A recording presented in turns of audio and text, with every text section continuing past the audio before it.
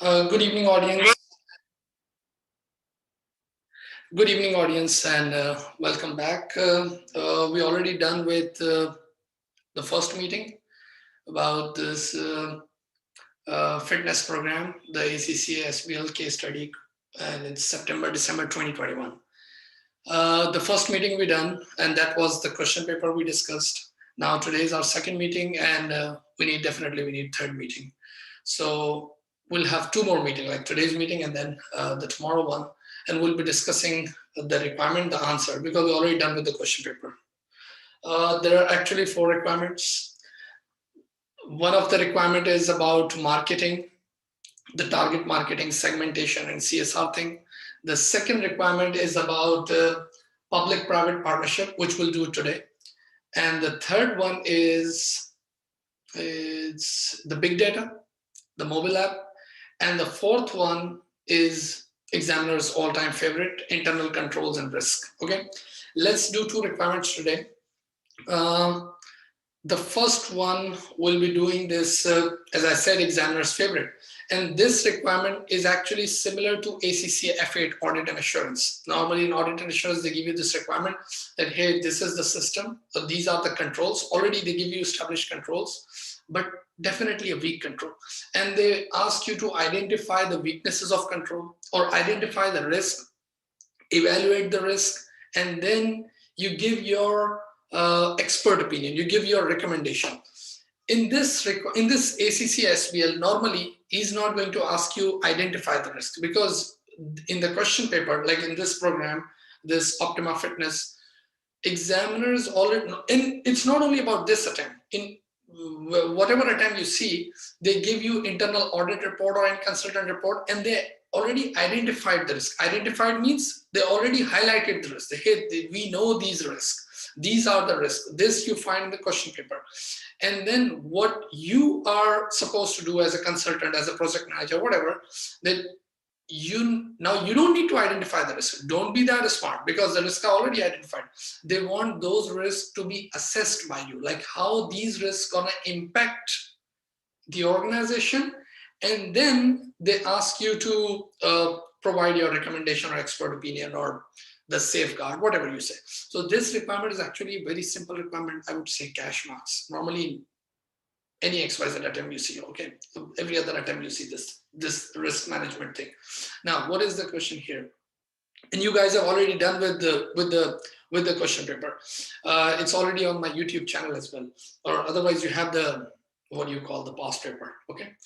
The requirement is the senior management of Optima Fitness, was the name of the company, the fitness, the gym, has always placed emphasis on local autonomy, XYZ. Prepare a report. Okay, so this time they're not going to ask you the briefing notes, because there's a difference between the briefing notes and the report. In report, you have to write in detail, whereas in briefing notes, they want you to write in paragraph with, like, I would say, the quick thing, the concise thing, okay?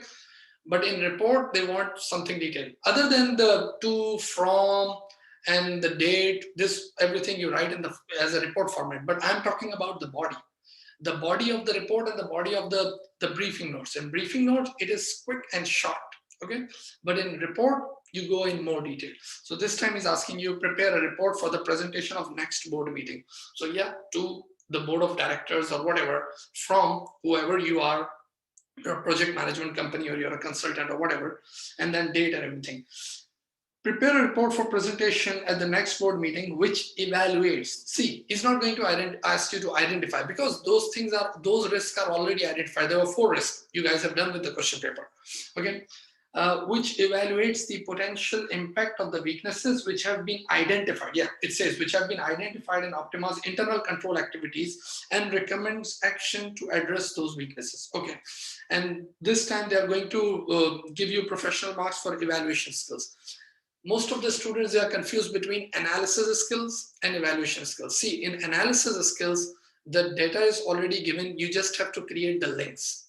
Normally in risk management question, it asks you about analysis skill as well.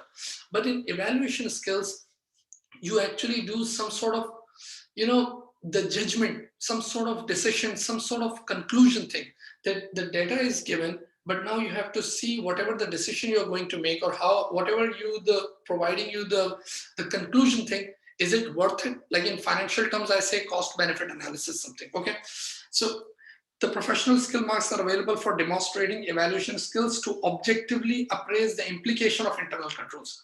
See, if you only identify or little evaluate the internal controls, nobody will take it seriously. You have to evaluate it and provide what it says, implication, how it's going to affect the activities of Optima Fitness. I'll give you an example. Let's say you come to my organization, you are a project manager, you come to my organization and you tell me, hey, Mr. Mirchawala, these are the risks I have identified. Now you're telling me these are the risks I have identified in your organization. What would be my response? I would say, okay, and I'll move on. But not only if you identify the risk and then you will tell me how it's going to affect my finance, how it's going to affect my organization efficiency, how it's going to affect my stakeholders, like how it is going to affect my overall success of the organization, then I will definitely stop and I'll ask you, okay, can you tell me the recommendation? So evaluation and implication, that's very important. When you're evaluating it, when you're evaluating the risk, you have to provide the impact also, how it is adversely, and obviously adversely, not favorably, adversely impact the organization activities, and definitely then the solution. That's very easy. So internal control system evaluation and recommendation. The first weakness, which I have not identified, it's already identified in the question paper. The first one is lack of review of monthly performance review report. Like whatever the performance and the appraisal they do, nobody is actually reviewing the employee's performance or the branch performance or the overall organization performance. Say lack of review of monthly performance report. You know that if there is no performance review, how it's going to affect? There is no set of data, there's no set of information. It means there is no control actually. There's weak control. You don't know the direction, whether you're going up or down. Your organization is going up or down, nobody knows that. Okay, so that's yes. The first thing is, it says no control. And obviously, when there is no control, when you're not reviewing the appraisal thing, ultimately it's declining, and we don't know, like what is the purpose of appraisal report, reviewing report? So that it gives you early warning to the senior management. So, and then what's the other problem? The casual judgment. When there is no formal appraisal control and formal appraisal evaluation, then what will happen? Whether it's right or wrong, it's all depend upon the casual judgment, informal judgment of the manager, informal judgment of the director, which we never wanted. Okay, and then obviously resource wastage. The shareholders' funds are misused when there is no lack of review of monthly report. Now, how are you gonna provide control? What are the safeguards? The first safeguard is obviously the hierarchical controls. Hey, regular review, regular monthly reporting, and regular review. For example, you're a supervisor, the assistant manager is going to review. This is called hierarchical controls. And then in the performance of the assistant manager would be reviewed by maybe manager, and then by the senior director and all that. Or if this is a branch, then there is a guy who is controlling 2-3 branches. He will be controlling, and then the sales director and all that. That's called the hierarchical control. This is one of the recommendation you can provide. Okay, the second one is obviously regular monthly review plus evidence. Let me write here, evidence. Because let's say if you have reviewed it, if you are a senior manager or director or the branch head or sales director, if you have reviewed it, where is the evidence? So there should be proper documentation. There should be proper documentation of the report. Whatever you're doing it, monthly budget or monthly appraisal, you're reviewing regular. Because if it's not regular, then whenever you feel like you do it, it happens sometime. Okay, this month I'm busy, I'm not going to do it. Next month I'll see. Sometimes they do it quarterly. No, we need regular intervals, plus we need evidence, that's called documentation, and plus action. Okay, the manager has reviewed, he has documented everything, but what about the actions? If you have taken any action, for example, training and development, for example, hiring more resources or firing existing employees, whatever, what are the actions? That has to be documented. So you need to write all these things, okay? Then the second one, the staff not qualified. We are talking about the fitness industry, the service sector. And in service sector, whether it's teaching, medical, lawyers, what's very important thing is the staff. Here, they have hired, you have seen in the question, they have hired people without looking at their qualification. And when there is no check and balance on recruitment and selection, what happened? That they are hiring people without any licenses, because we're talking about the trainers in the gym. We're not talking about the teachers, we're talking about the trainers here, those who provide exercises and all that, and they provide you advices, they'll give you expert opinion about your health, they give you some recommendation about your diet and all that. People are not qualified and they're doing it. What is going to be how it's going to impact the Optima Fitness? Obviously, the reputation and the brand image. Reputation and the brand image. When people are like this, obviously the customer will come in and there will be so many accidents. So okay, so chances of accidents, the people, those your trainers are not qualified, then there is a possibility, high risk, health and safety risk, chances of accidents, which ultimately affect your brand image, the Optima Fitness, and your reputation. And you know that you already, in the question, they told you about the BFitness program, BFit program as well, which is the public-private partnership I'll be discussing today. And then if there would be any risk, any accident or something will happen, obviously there is a possibility of being sued, legal issue in case of licensing and problem. What are the recommendations? Obviously, very simple, recruitment and selection. As I said, RNS, recruitment and selection, control over recruitment and selection. It should not be like this, that, hey, if I'm the branch manager, I can hire anyone. No, there should be a centralized recruitment and selection policy, that whenever there would be a requisition for a staff, because obviously there should be a requisition first. Whenever there is a requisition, they should look at the centralized policy of recruitment and selection. Once it satisfies the policy, then definitely there should be a process. Let me write here, recruitment and selection process. Maybe it should be a decentralized level, but approved by the senior and then final by the board or whatever. So centralized system of hiring. Regular training is very important. That's called, you can call it CPD as well, professional development training, the continuous professional development training, because you see new machineries, new equipment, new technology in fitness coming up, new apps are coming up. We'll talk about the mobile app in the question. The new things are coming up, and I know our trainers, when we hired them, they were qualified at that time, they were expert at that time. But the thing is, with the passage of time, with the change in customer needs, with the change in environment, with the change in technology, with the change in new equipments, with the change in new medical things, with the change in new case studies coming up, we need to have regular training of the staff. Okay, it's not only about just you hire people.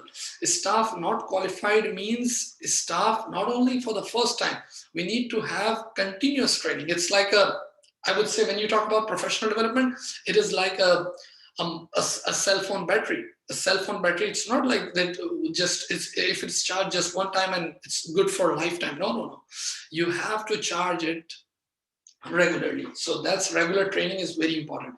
And then obviously how they are working, there should be a feedback. But I would say this is 360 degree appraisal. What is 360 degree appraisal?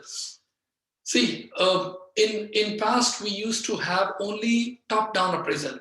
That in bureaucracy it still works. Okay, and what is called top-down appraisal? Top-down appraisal means your manager review your performance monthly, quarterly, annually, whatever. Okay, but now comes upward appraisal as well. Upward appraisal means the manager performance is being assessed by your subordinates. Like this, he's the manager and his performance, we want to review his performance, the senior manager. So they're going to ask from the subordinates. For example, my feedback.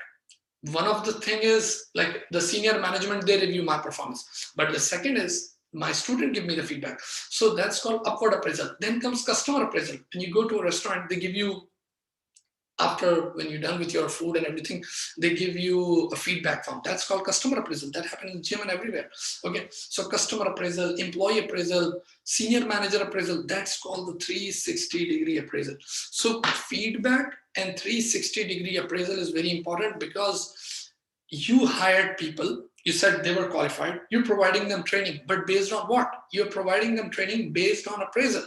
Okay, this was the appraisal last month happened, and now these are the results. Hey, you need training, you need on-the-job training, you need off-the-job training or whatever. So this is one of the recommendations. Then Unauthorized access, very common in the gym, in the fitness industry. You just get, some people, they don't take admission and still they're allowed to go in, use the facility and come back. Second is, which is also one of the weak control, that you get the access, you get the admission, you provide admission fee and all that, and you pay a monthly fee. But let's say you pay for 2-3 months. Once 3 months are done, your access should be denied then. You're not supposed to get in because you're not authorized, okay? But after 3 months, the systems are so weak that nobody cares. You just come in, everybody knows you, hey, and you just go do the facilities and all that. Unauthorized access. When there is unauthorized access means people are coming in, they're using the facility, you're using the shareholders' fund, and in return, you're getting nothing. Unauthorized access. The organization, the Optima Fitness is getting nothing. Like people are coming in who are not supposed to get in, okay? So now what happened? What is the impact? The first one is obviously the resources which should be, which are actually out for other people, you are actually using it. The customers are using it. So resources, shareholders' funds are misused. Serious security breach. This is very important point. The theft, terrorists, and all the bad people may come in, because when you give admission, obviously you take the ID cards, you take the social security number, you take NIC, whatever. Okay, but if the unauthorized person coming in, you have no record of that person, you have no data of that person. In case of any terrorist, any theft, anything happen, no matter you have the cameras and everything, but you don't have the document, hey, this guy was doing it. When you repeat the thing, when something bad happened, you repeat it, you said, this guy, where is the document? He was unauthorized, we don't have any data. Then obviously it's a financial loss. So you are actually, the person is interested in doing the workout and all that, and using all the facilities, but your controls, your weak controls, and your system is aligned without the fee. So financial loss, obviously. Traffic plus unrealistic crowd. See what happened every day, every month, every 15 days, you actually project. So this particular time we'll have 100 people here, because your facility, your resources are limited. It's not like that you have, obviously you have a swimming pool, a basketball court, a baseball court, a gym and all that. So those are limited facility and for obviously limited number of people. So you actually project. Right now we have, this is the data, at 4 o'clock in the morning, this number of people come, 5, 6, 7 in the evening, job people. But now what will happen? You have the data for authorized people, and that's why you're projecting, and you are actually allocating the resources based on that particular data. Then at 5 o'clock, we need 4 trainers in the gym. At 6 o'clock, we need this at 7 o'clock. But what will happen here? Unauthorized people are also coming in. So unrealistic crowd, which was never in your budget, extraordinary traffic, and may also affect genuine customer satisfaction. Because let's say 100 people should be here. Now what is happening? 50 more people are here. So those 100 people, obviously, they are going to write bad reviews about it. And that's not your fault also either. Because you are not preparing unrealistic budget. This is actually weakness of controls. That people are coming in which were never a part of the budget. Now, what should be the recommendation? The first one is obviously physical check. There should be a physical check, an ID card or a biometric system, or the mobile app which has the access and you just scan it and go. Biometric system. You can have doors also, smart doors. So when you put the app, scan and automatically gives you access. App scanning, key fobs for special facilities. For example, if someone is unauthorized, if someone is not authorized, he may go to the gym, he may use the restroom and all that, but he's not supposed to use other facilities like, let's say, steam, sauna, jacuzzi and all that. So they give you key fob for those facilities, like a scanning type thing, okay? You can also outsource. This is one of the good points, because you are working on your primary activities. The trainer, the training, marketing about your fitness thing, projecting and all that. What about the security thing? How about we outsource this? How about we outsource this particular thing to a security company, or we can outsource this to any IT or tech company? So this is one of the recommendation. Then the last, there were 4 weaknesses. The last one is unauthorized payment. Unauthorized payment. We have seen in the question paper that they actually approved it. Okay, the swimming pool facility and all that, which was not required actually. So now unauthorized payment, or you are actually approving the expenses, approving the assets which never needed, or even if it's needed, it was not authorized. Okay, so now when there is unauthorized payment, obviously, once again, misuse of shareholders fund, the shareholders equity and things will go down, your profitability will go down. Quality issues in absence of no tendering. When you are giving complete authority to the manager and he can do anything, he can approve anything, what will happen? There would be no healthy competition. Because when you go for tendering thing, hey, we need to construct a swimming pool and we're looking for vendors. So when there is no tendering, when there is no invitation or something like that, what will happen? Quality issue. Quality issue in the absence of no tendering. Culture of fraud. Culture of fraud, like the referral money. Okay, if you scratch my back and I'll scratch yours, I'm the manager at the fitness, I'm the branch manager, I'm the branch head. I'll approve, I'll give you this contract. You can to the swimming pool company, and hey, the swimming pool manager, the other party, you can give me some, under table money, some cut money. Conflict of interest. Obviously, when you are working for your own personal interest, although you are an employee, you are the branch manager, you should work for the organizational interest. But here there is no alignment of interest, because now you're doing what? You are actually working for your personal interest. Who allows you? The system, the weak controls allows you actually.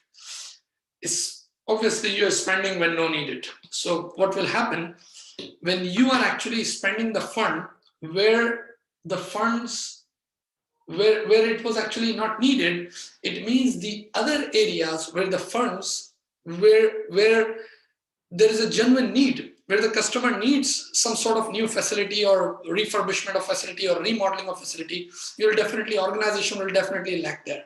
And ultimately it will affect the brand image of the organization. What are the recommendations? Same like recruitment and selection. There should be a centralized policy of spending. If there is $5,000 spending, okay, the branch manager is going to this 5,000 plus, 5,000 and 10,000, this guy, hierarchical control. 10,000 plus, the board will, okay. You do the budgeting thing, fixed budgeting, and then obviously authorization plus documentation. Let me write here for the evidence. Okay, this is the requisition coming in for the particular expense. Somebody has to authorize it, and obviously the documentation, so that you can have the evidence later on. Then physical regular visits. What is the problem? The problem is that we have given complete sole authority to the branch manager, and what, as a board or as the audit committee or as an internal auditor, what is the fear? The fear is they're spending amount which is not needed, or maybe they're doing unauthorized payment. So you can have some physical visits also. So with physical visits, obviously you can see, okay, this is something new. Where is the authorization? Where is the documentation of that? So see, this requirement, there were four risks which were already identified in the question. You just have to you have to evaluate it, find the implication. That is very important. The impact, go in more detail, impact, and then you provide the recommendation. Simple. All right. And obviously your professional marks is for the evaluation skill, like the way we are evaluating. Hey, if this thing will happen, it is going to affect this, this, and this. And due to this thing, this is going to happen. With this risk already identified, this is the connection, this could be the connection, and it is going to create this problem. This is called evaluation. That you are creating a judgment with a set of data available you have. Okay. Now, the second requirement is, alrighty, okay. This is the public-private partnership. Just let me grab water. Hold on.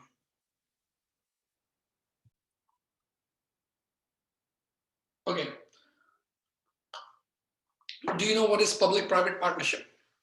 See, when you say public-private partnership, means you know what is public sector.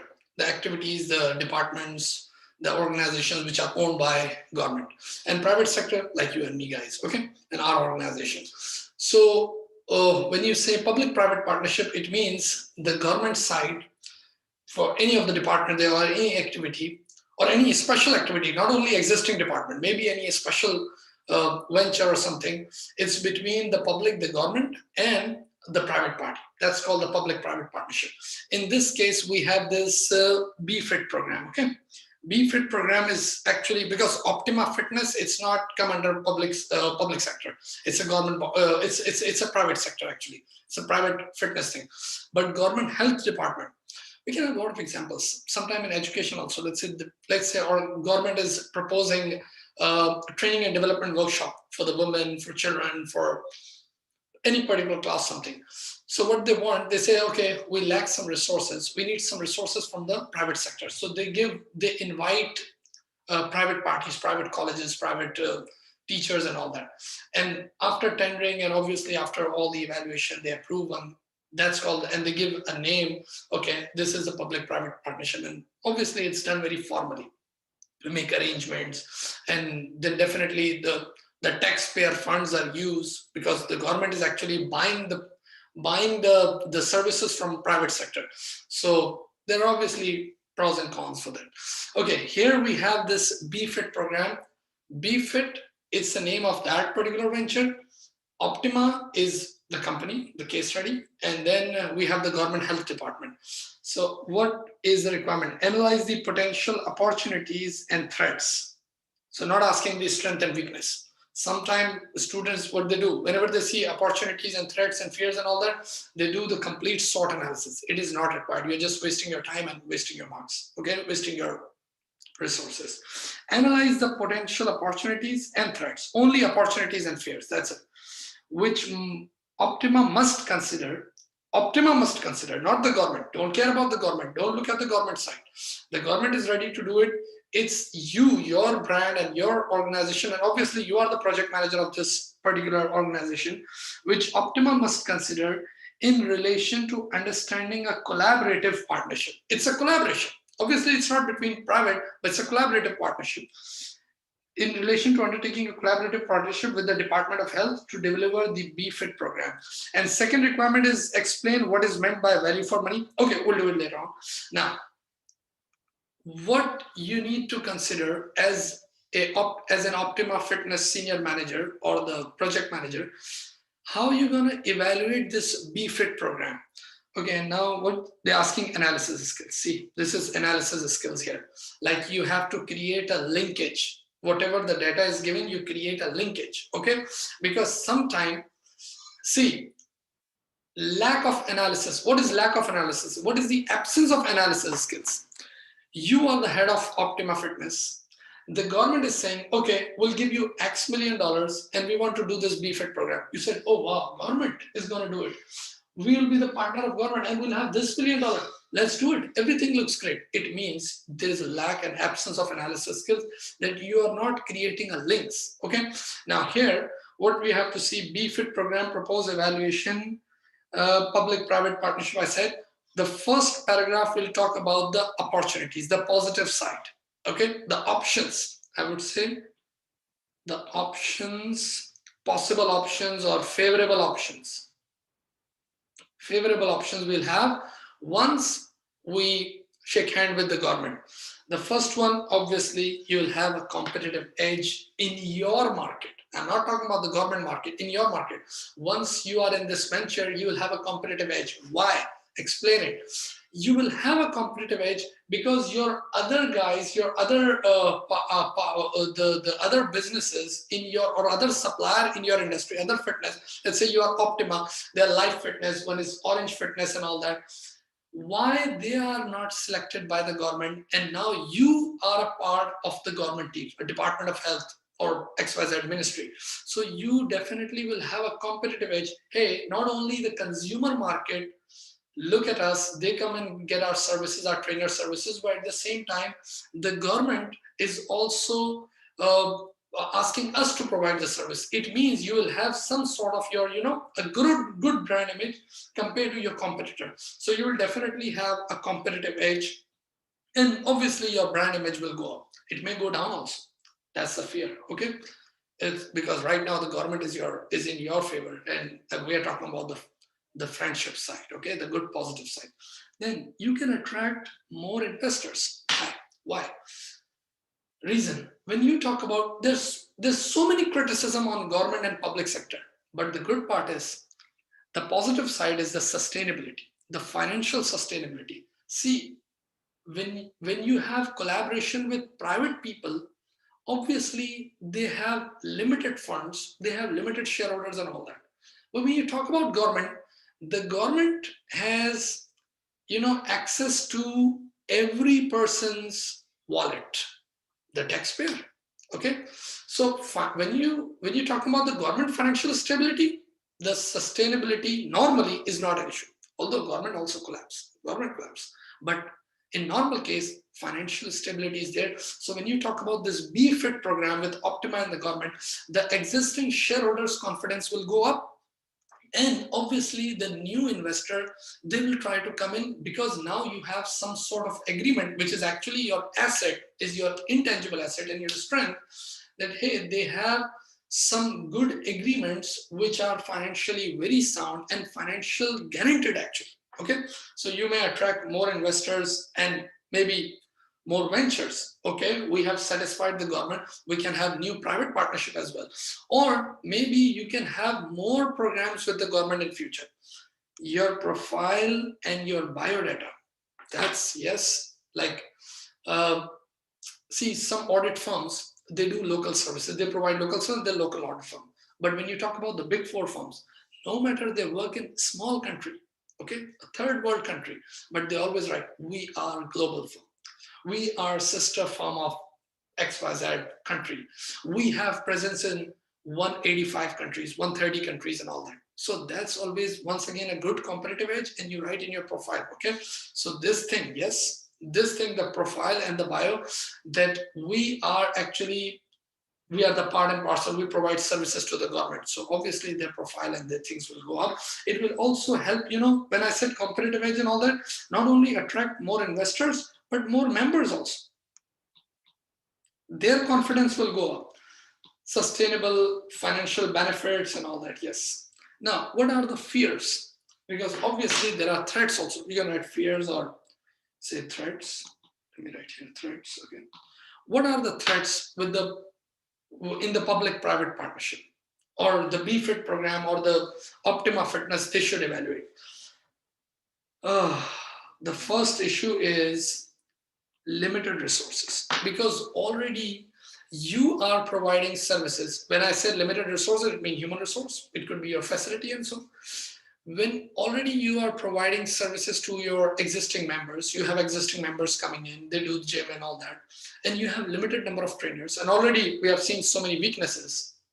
Now, with limited resources, now you are shaking hand with a big elephant, because government is totally a different size of animal. Okay, so now you are shaking hand with, you are entering in a big project. So limited resources, that could be a big failure. Okay, risk of existing customer dissatisfaction. If your whole attention, because there are differences in culture as well. The government has a bureaucratic culture. And obviously, when you talk about the bureaucratic culture, they have so many form filling exercise, they have so many rule-based thing, like so many red tapeism thing. So obviously, you'll have to, the management of the Optima Fitness, they will have to spend more time on those bureaucracies and on those form filling exercise and red tapeism thing. So there is a possibility that your attention, while dealing with this project or completing this project, your attention may be diverted from your existing customer satisfaction or your primary value chain activity, the correct word, to maybe this secondary type venture. So risk of existing customer dissatisfaction. Then the big problem, it's a practical problem. I've seen this practical problem. Cultural differences between the bureaucracy, the public sector and the private sector. Obviously, one is the non-profit organization. They don't need to report it to the shareholder. They have no shareholders. Okay, they just get tax from the taxpayer, and then it's a Hitler approach. So cultural difference. The people in the bureaucracy, they've been working for long, and they never work for profit. They never work for profit. Whereas in private sector, what is the ultimate goal? The bottom line, which is the profit, which is the commercial objective. That's it. So could be a cultural difference. If this project is flopped, this was I said in the opportunities that the brand image will go up if it is successful. But if in case if it's flop, you can fight with the government. Okay, the media, everything is under control by the government. So let's say if the government says something bad about you, it will definitely come in the media. And if this particular project flop, not only you will have a financial loss with this BFIT program, but at the same time, you will lose your competitive edge. Your competitors will make fun, and your existing customer, they'll say, okay, goodbye. Differences in objectives also. In this BFIT program, obviously, when you entering in this venture, you will have a different objective. You have some sort of shareholders demand and all that.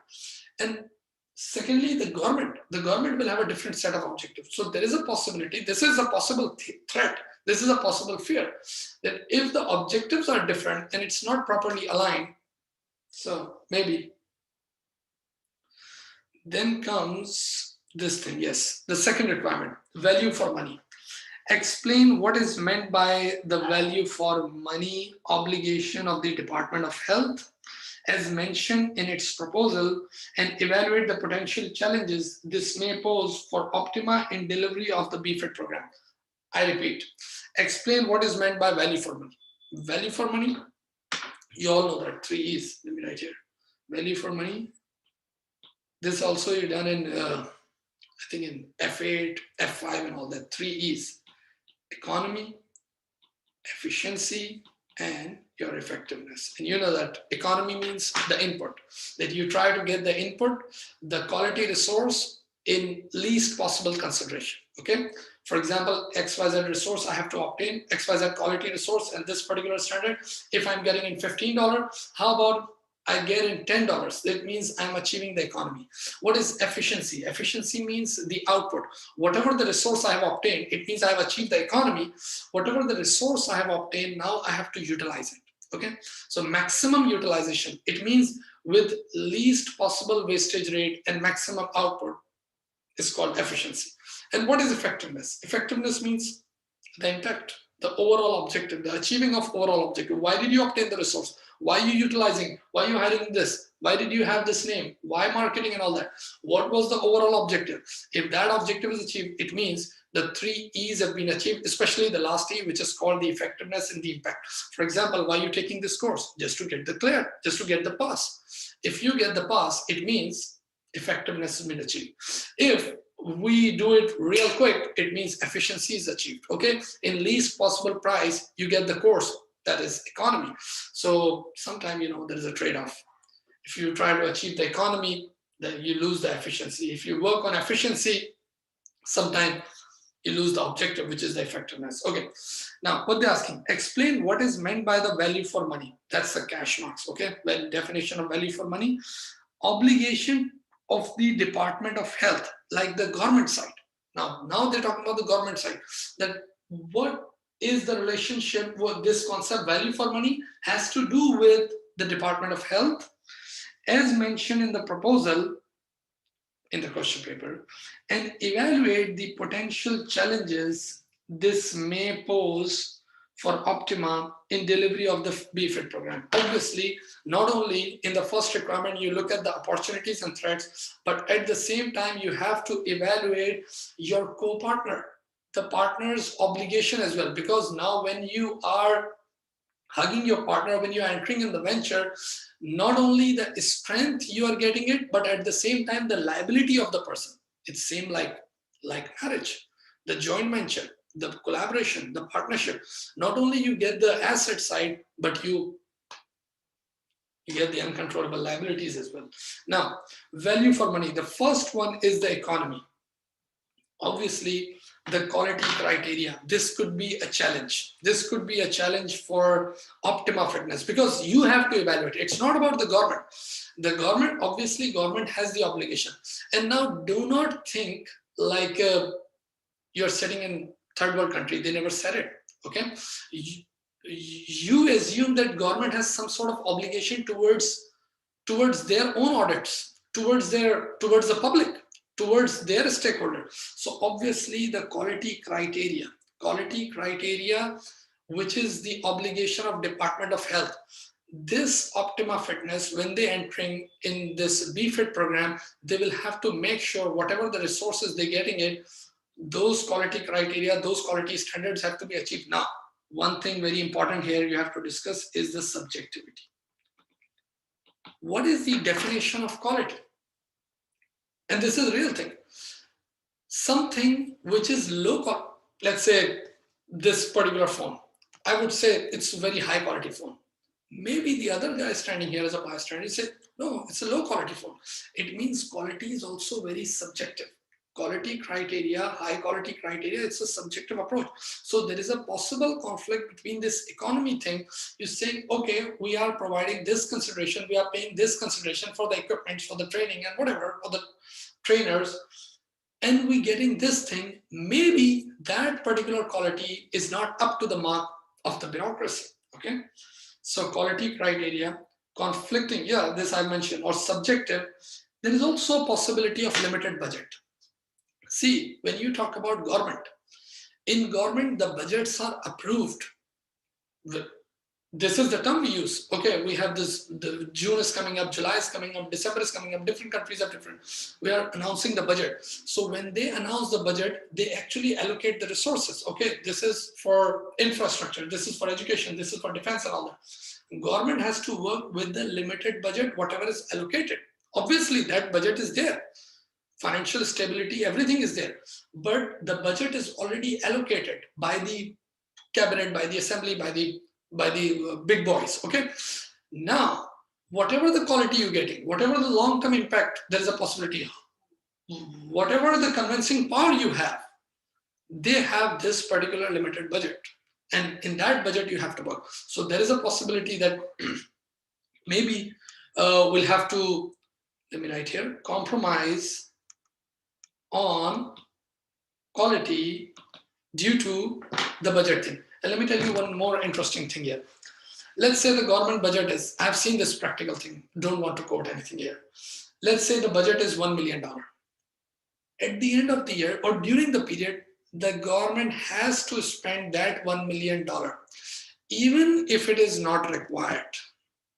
The government departments, they have to spend it, because if they don't spend it, what will happen?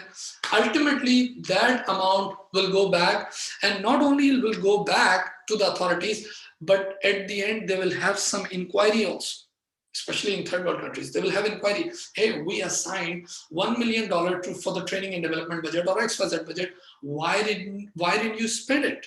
So the officer, that's why what they do, they just spend it. Even if it's not needed, they just spend it. In the previous requirement, we talked about the swimming pool thing. We said, no, in the private sector, no matter what the budget says, if it is not needed, do not spend it. But in bureaucracy, if the budget is allocated, you have to spend it, even if it's not needed. So yes, so these are the two things, limited budget and the budget has to spend, okay? Second, efficiency.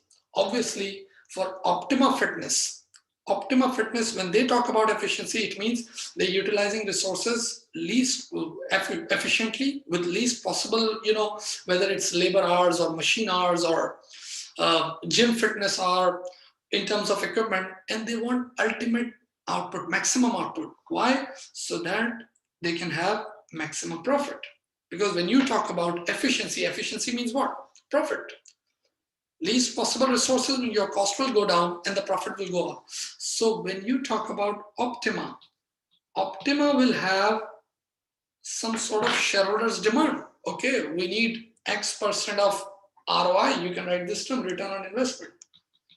Our return on equity is this thing. Our dividend payout ratio is XYZ thing. So they have some sort of shareholder demand in the private sector. But in the government sector, they are not for profit organization. When it's a not for profit organization, they don't have as such pressure. What is the pressure they have? This is the resource, just utilize it. That's it. They don't care about that efficiency, which the private sector. That's why That's why when you are retired from the private sector, no matter after 20, 30 years at the position of CEO and all that, and if you, oh, sorry, let's say you are retired from the government. Let's say you are an officer, CSP officer or anything, and you retired from the government after 20, 30 years. And now after the retirement from the government, obviously the doors are closed now, you're retired as per law. Now, if private company offers you, hey, will you be our chief executive officer because you were the commissioner or you were the head or falana? How about if you become our chief executive officer or the project manager or the senior manager, whatever, it will be a big flop. Reason, for last 30 years, you work for non-profit organization. You never work for the bottom line. You never work for commercial objective. And now you are the CEO of the organization whose ultimate objective is shareholders' profit. So this is the problem. Public sector has to spend, okay, without as such accountability of profit. This is very important. There is no accountability of profit. It's just a non-profit organization. These are the funds, just utilize it. So there would be a problem in efficiency thing. So efficiency, which is because they will try to become more efficient in the BFIT program. But this guy, the government, maybe they will have some more demands here. Effectiveness. Normally in government sector, when they foresee the impact, when they foresee the objective, it normally comes in the long term. It's not like a one-day cricket match or 2020 cricket match, or it's not like a restaurant. You just eat it and give you the feedback right away. No. Let's say when the government announced XYZ budget on defense or against the terrorism or maybe against the party or maybe about the health or about the education. On the very next day, you see everybody is literate. No, after 20 years, after 5 years, after 10 years. Okay, we are planning for plantation, a green system, after 20 years, after 30 years. So normally, when you talk about the government objective, the impact comes in the long run. Whereas in private sector, you normally want short-term objectives, a quick returns they want to see. So there could be a possibility of this impact here. It could be in long term. Then differences in KPIs, key performance indicators. For the government, maybe it's not a delay, but for private sector, it could be a delay. They say, okay, this is not good. This is a failure for us. This performance indicator is a failure for us. We give you grade to this, but they say, no, for us, it is somewhere B or C. Differences in KPIs. Then some objectives are not measurable. Some goals are not measurable. That could be a challenge for Optima Fitness, because I just said there are so many political and government announcements, especially in the parties, the ruling parties. There's so many announcements and there's so many manifestos which are not measurable. So many things, okay? So when it's not measurable, how can you align your objectives? How can you ensure this effectiveness, this impact? So that could be a challenge for Optima Fitness.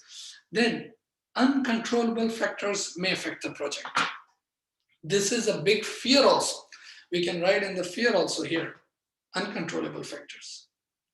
Uncontrollable environmental factors. Uncontrollable environmental factors.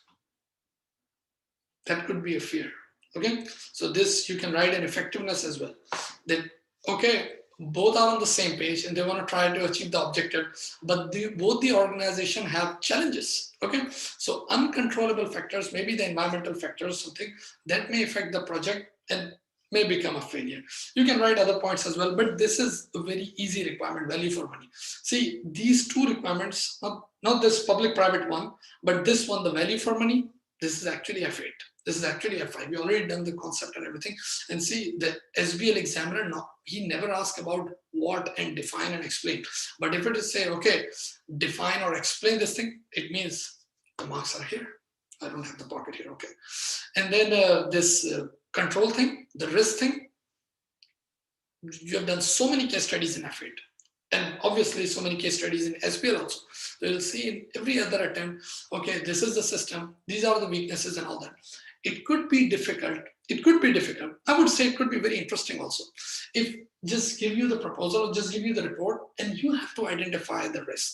and then you creating impact and all that. So obviously the guy sitting next to you, and then there would be so many risks you may identify. But here in SBL, what does normally, it gives you, okay, these are the 4 risks, these are the 3 risks. Like you don't need to identify, you just evaluate, create impact, and give us your expert opinion. We have 2 more requirements. One is about the marketing, which is the target marketing, I'm saying market segmentation, and about the CSR. And one requirement is for big data and mobile app. That's very interesting. Both are interesting actually. So I'll see you tomorrow then, and I'll upload it in the LMS and my YouTube channel as well. Thank you. And if you have any questions, just let me know. And you have a great day now. Thank you.